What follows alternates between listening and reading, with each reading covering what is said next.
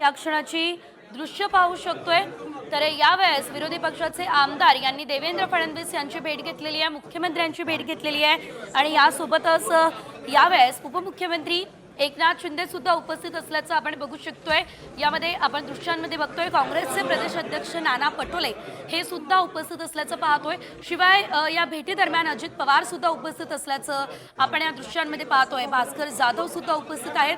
काल या सर्व आमदारांनी खरं तर शपथविधीवरती बहिष्कार टाकलेला होता, शपथ घेतलेली नव्हती। आज शपथ घेतलेली आहे आणि त्यानंतरच ही भेट झालेली आहे। अधिकचे अपडेट घेऊयात आमचे प्रतिनिधी गणेश कवडे यांच्याकडून। गणेश, आपण बघतोय विरोधी पक्षाच्या आमदारांनी फडणवीसांची भेट घेतली, या भेटीमध्ये नेमकं काय घडलं? मुख्यमंत्री देवेंद्र फडणवीस यांची खरं तर भेट घेतलेली विरोधातील सगळे भास्कर जाधव असते, नाना पटोले, विजय वडेट्टीवार या सगळ्या नेत्यांनी आहे ती भेट घेतलेली आहे।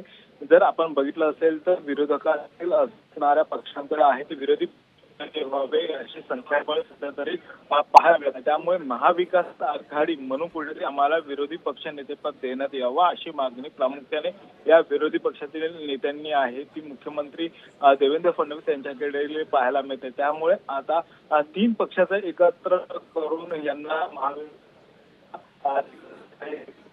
कारण की जर निवडणुकीला सामोरं महाविकास आघाडी। निश्चितच धन्यवाद गणेश दिलेल्या सर्व अपडेट्ससाठी।